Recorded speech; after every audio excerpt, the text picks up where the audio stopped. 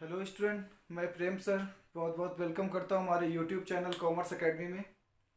और स्टूडेंट, जैसा कि कंपनी अकाउंट्स में इशू ऑफ डिवेंचर हमने स्टार्ट किया है, इसके फर्स्ट पार्ट में अभी इससे पहले आपने पिछला पार्ट देखा होगा, पार्ट फर्स्ट, जिसमें हमने टाइप्स इशू ऑफ डिवेंचर की कॉन्सेप्ट के बारे में समझा। इसकी बेसिक कॉन्सेप्ट, डिवेंचर किसे कहते हैं, डिवेंचर होल्डर और डिवेंचर्स और शेयर्स में क्या डिफरेंस है, कितने तरीके के डिवेंचर्स होते हैं, ये सब बेसिक कॉन्सेप्ट हमने पार्ट फर्स्ट में सीखा।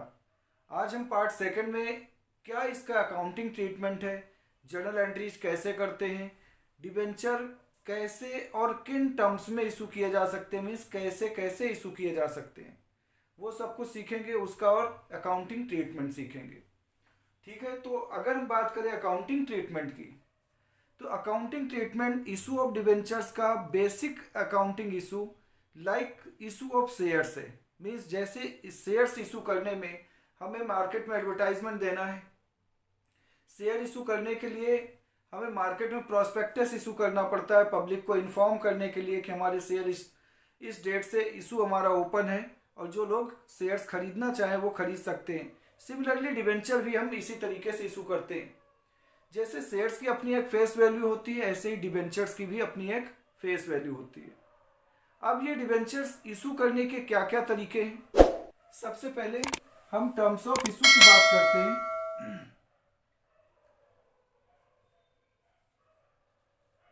Terms of issue of debenture, debentures को हम कैसे कैसे इशू कर सकते हैं, इशू करने की वो क्या क्या शर्तें हैं, कंडीशन है। तो डिवेंचर कैन बी इशूड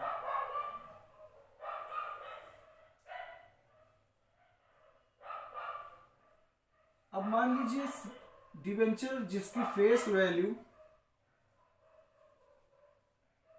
₹100 है, डिवेंचर जिसकी फेस वैल्यू ₹100 है, उसे अगर हम ₹100 पर ही इशू करते हैं तो इसे कहते हैं इशूड एट पार। अगर यही डिवेंचर ₹100 वाला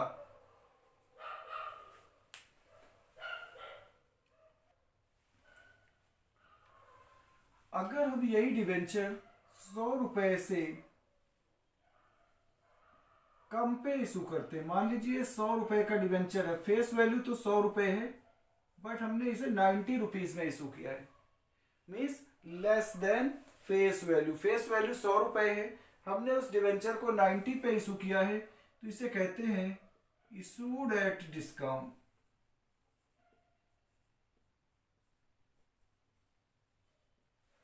और तीसरा है, अगर हमारी मार्केट में रेपुटेशन अच्छी है कंपनी की, और रेपुटेशन अच्छी है तो हम उसे उस शेयर से क्या कहेंगे, डिवेंचर की फेस वैल्यू से ज़्यादा पे 110, 120, ₹150 में भी इशू कर सकते हैं, depending upon the market value of our debenture. हमारी रेपुटेशन के अकॉर्डिंग अगर हम उसे ज़्यादा पे इशू करते हैं तो उसे कहते हैं इशूड एट प्रीमियम। ये तो बात हुई डिवेंचर को इशू करने के लिए क्या इशू प्राइस होगा हमारा। 100 का डिवेंचर, ₹100 का, अगर डिवेंचर का प्राइस क्वेश्चन में मेंशन नहीं है तो इसे बाय डिफॉल्ट हम ₹100 का मानते हैं। तो अगर हमने डिवेंचर ₹100 वाला ₹100 में इशू किया है तो बोलते हैं इशूड एट पार। अगर हमने इसे फेस वैल्यू से कम पे इशू किया है तो इसे बोलते हैं इशूड एट डिस्काउंट। और अगर हमने इसकी फेस वैल्यू से ज्यादा पे इशू किया है तो इसे कहते हैं इशूड एट प्रीमियम। जैसा कि शेयर की चैप्टर में बताया था कि शेयर्स केवल दो ही तरीके से इशू किए जा सकते हैं, आइदर एट पार और at premium. As per section 53 of companies act 2013, no company issue can its shares at discount. कोई भी कंपनी सेक्शन 53 के अकॉर्डिंग शेयर्स को डिस्काउंट पर इशू नहीं कर सकती, but section 54 of companies act 2013 permits the issue of shares only sweat equity shares. कि अगर कोई कंपनी अपने एम्प्लॉयज को शेयर इशू करती है तो वही केवल डिस्काउंट पर इशू कर सकते हैं। बट बात करें डिवेंचर्स को डिस्काउंट पर इशू करने के लिए, ऐसी कोई रिस्ट्रिक्शन नहीं है। तो हमारे पास तीनों ऑप्शन है डिवेंचर को इशू करने के लिए। अब सबसे पहले हम करते हैं इशूड एट पार। तो इशूड एट पार में क्या अकाउंटिंग ट्रीटमेंट होगा?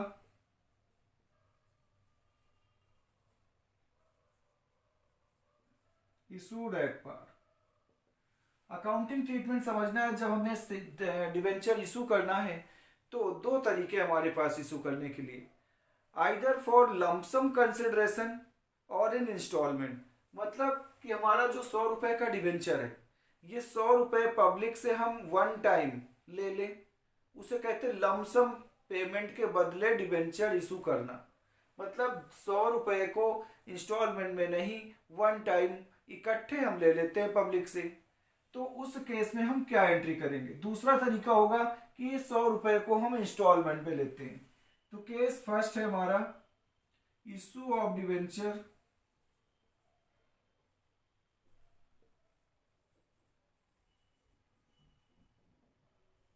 For lump sum consideration.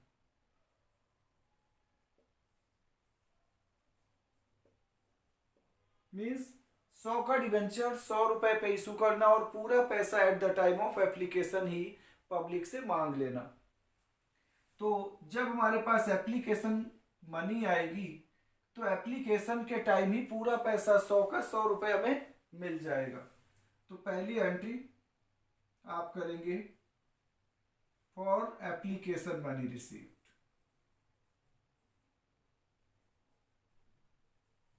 For application money received.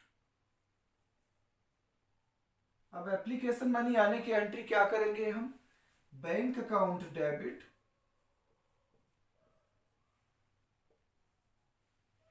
To debenture application and allotment account. अब आपको यहां पर ध्यान देना है कि नॉर्मली एप्लीकेशन और अलॉटमेंट दो अलग अलग कॉल हैं, बट क्योंकि पूरा पैसा एप्लीकेशन के टाइम ही लमसम मनी हमने इकट्ठे मांगी है इकट्ठे, तो यहाँ पर एप्लीकेशन अलग अलॉटमेंट अलग नहीं होगी। मान लीजिए हमने 10,000 डिवेंचर इशू किए और 100 रुपए का से डिवेंचर है, पूरे के पूरे 100 रुपए हमने इकट्ठे मांग लिए। तो यहाँ पर 10 लाख रुपीस हमारे पास आ जाएंगे एप्लीकेशन के टाइम। और क्योंकि आगे फर्दर अलॉटमेंट प्रोसेस अलग से नहीं होनी, तो इसलिए एप्लीकेशन एंड अलॉटमेंट पूरा कंबाइंड वर्ड हम लिखेंगे। तो ये तो हुई एंट्री एप्लीकेशन मनी आने की। अब सेकंड एंट्री हमें करना है for transfer of application money.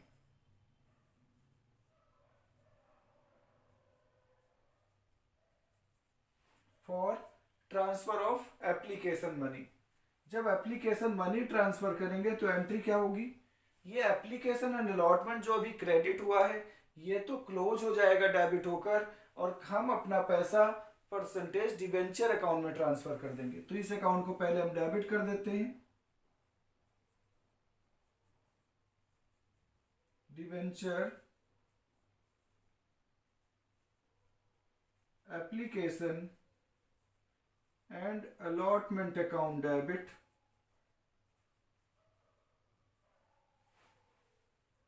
To. अब जैसे शेयर्स एप्लीकेशन का पैसा हम शेयर कैपिटल अकाउंट में ट्रांसफर करते हैं, ऐसे डिवेंचर की कोई कैपिटल, डिवेंचर अपने आप में एक लॉन्ग टर्म बोरोइंग है, डेप्ट है, ये कैपिटल का पार्ट नहीं है बट कैपिटल एम्प्लॉयड का पार्ट माना जाता है। तो यहाँ पर हम इसके पैसे कहाँ ट्रांसफर करेंगे? परसेंटेज डिवेंचर अकाउंट में।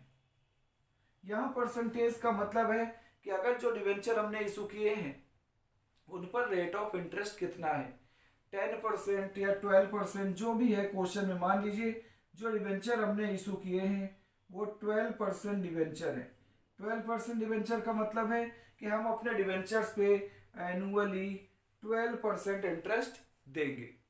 ठीक है, ये अभी हमें कोई कैलकुलेशन इसकी नहीं करना, ये अभी आगे जब हम आगे क्वेश्चन पढ़ेंगे तो वहां पर इंटरेस्ट का केस आएगा।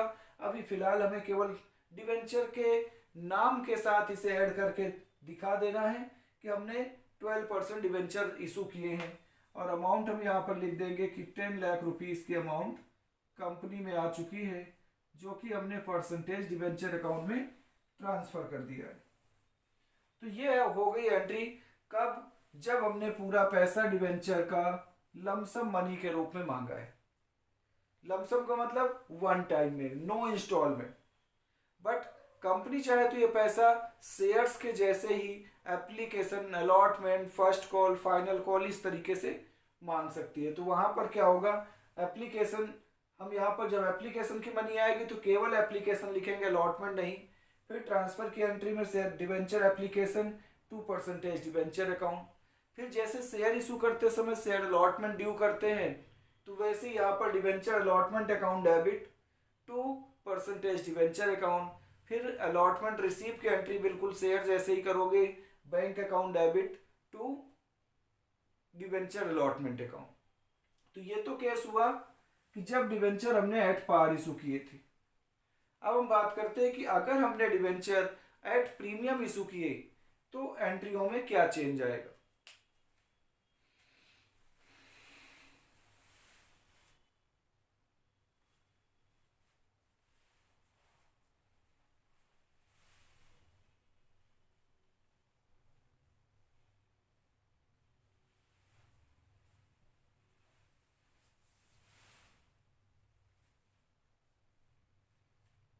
पूरी कॉन्सेप्ट को अच्छे से समझने के लिए वीडियो लास्ट तक जरूर देखें।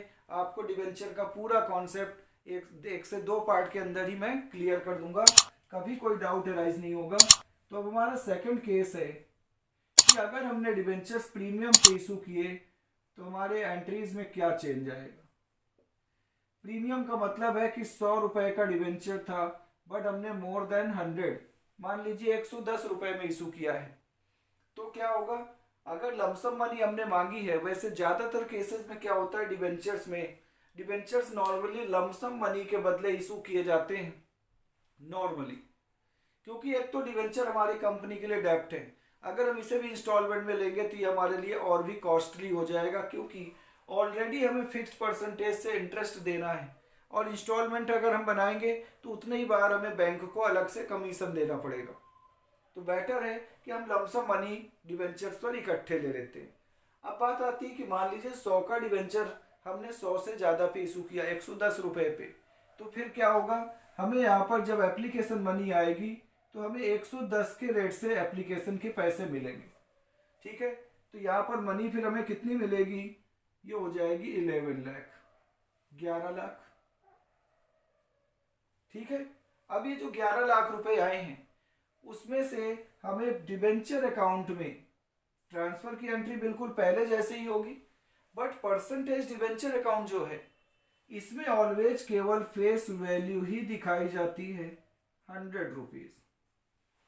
तो फिर जो 10 रुपए एक्स्ट्रा हमें मिले हैं, ये 100 रुपये, ये 10 रुपीज जो एक्स्ट्रा मिले हैं उसे हम दिखाएंगे सिक्योरिटीज प्रीमियम रिजर्व अकाउंट में।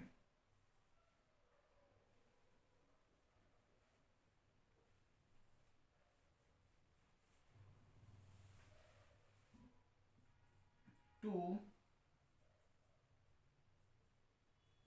सिक्योरिटीज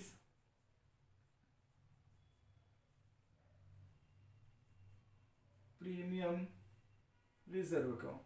ये जो 10 रुपए एक्स्ट्रा मिले हैं ये कंपनी का प्रॉफिट है, कैपिटल नेचर का प्रॉफिट है। ये प्रॉफिट हम कहाँ दिखा देंगे, सिक्योरिटीज प्रीमियम रिजर्व नाम से एक सेपरेट अकाउंट ओपन करेंगे, और इसमें हम ये प्रीमियम का पैसा 1 लाख रुपीस दिखा देंगे। ठीक है, ये एंट्री आपको समझ आ गई होगी। तो ये तो केस हुआ हमारा कि हमने डिवेंचर्स अपने प्रीमियम पर इशू किए, तो प्रीमियम पे हमने नीचे दिखा दिया, ये फायदा है इसलिए हमने क्रेडिट कर दिया। अब तीसरा केस है कि अगर हमने डिवेंचर डिस्काउंट पर इशू किए तो उसकी क्या एंट्रीज होंगी। ये समझ आ गया होगा। इसका स्क्रीनशॉट ले लें या नोट कर लें। और अभी तक अगर आपने चैनल सब्सक्राइब नहीं किया तो चैनल ज़रूर सब्सक्राइब कर लें, और वीडियो अभी तक लाइक नहीं किया तो लाइक कर दें। आपसे लाइक, आपके की गई लाइक से ही हमारा मोटिवेशन बढ़ता है। आप दोस्तों में इसे शेयर करें, हम इसके लिए और भी और अच्छी अच्छी वीडियो आपके लिए लेकर आते रहेंगे। नोट कर लिया तो अब केस थर्ड आपको बताता हूं।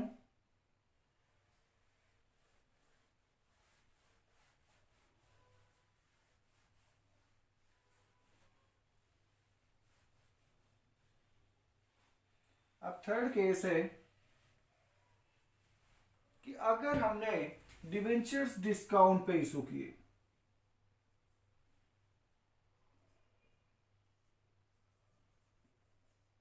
डिस्काउंट का मतलब है कि हमने 100 रुपीज का डिवेंचर 90 रुपीज या 95 रुपीज में इशू किया, means less than face value. तो यहां पर हमें क्या हुआ है, 10 रुपीज का लॉस हुआ है। तो जब हमारे पास एप्लीकेशन मनी आएगी तो कितनी आएगी, ओनली 90 रुपीज आएगी। तो यहाँ 90 से मल्टीप्लाई कर देंगे 9 लाख रुपीज।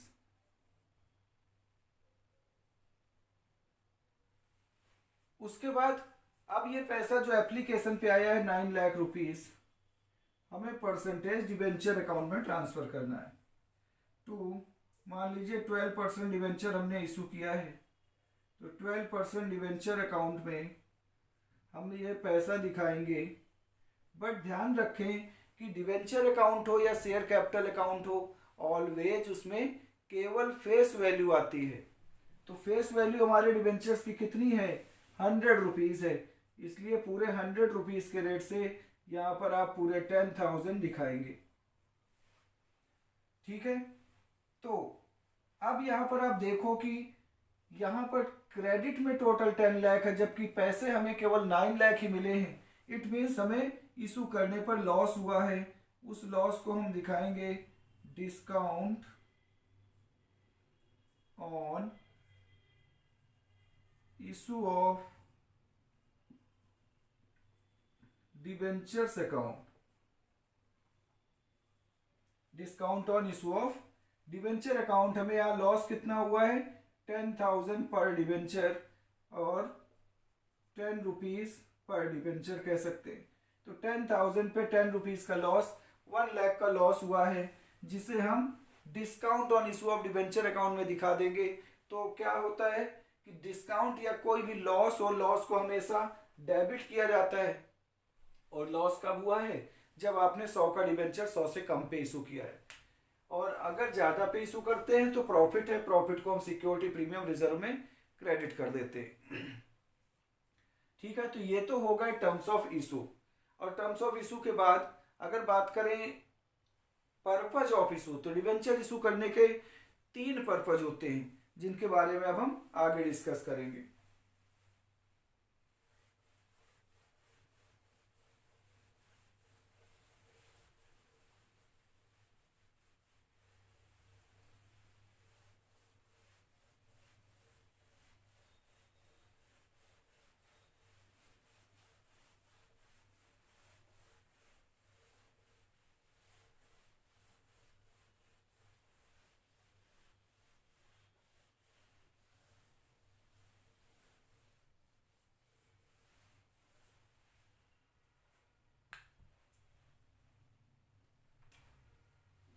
अब हम बात करते हैं पर्पज ऑफ इशू की।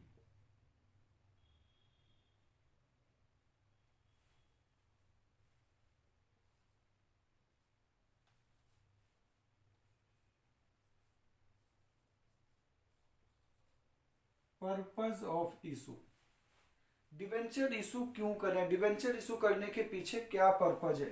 तो डिबेंचर इशू करने के अब पीछे हमारे 3 पर्पज हो सकते हैं। पहला पर्पज तो है कि हमें हमारे बिजनेस को कैश की जरूरत है। कैश की जरूरत है तो उसे कहते हैं issue of debentures for cash, means हमारे पास कैश आ जाएगा, उससे हमें बिजनेस की कोई एसेट्स खरीदनी है या कंस्ट्रक्शन करानी है, बट हमें जरूरत किसकी है, कैश की। दूसरा है issue of debentures for a consideration other than cash. Issue of debenture for a consideration other than cash. Debenture तो इशू कर दिया, बट बदले में पब्लिक से कैश लेने के बजाय कोई एसेट्स ले ली, या फिर हमने कोई सर्विस लिया है और सर्विस के बदले हमने उसे कैश देने के बजाय क्या दे दिए, कंपनी के डिबेंचर्स। और तीसरा पर्पज हमारा होता है issue of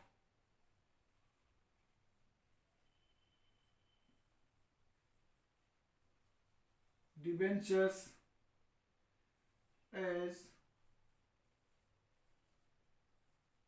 collateral security. Debentures को हम कोलैटरल सिक्योरिटी के रूप में भी इशू कर देते हैं। तो ये हमारे 3 पर्पज है डिवेंचर इशू करने के।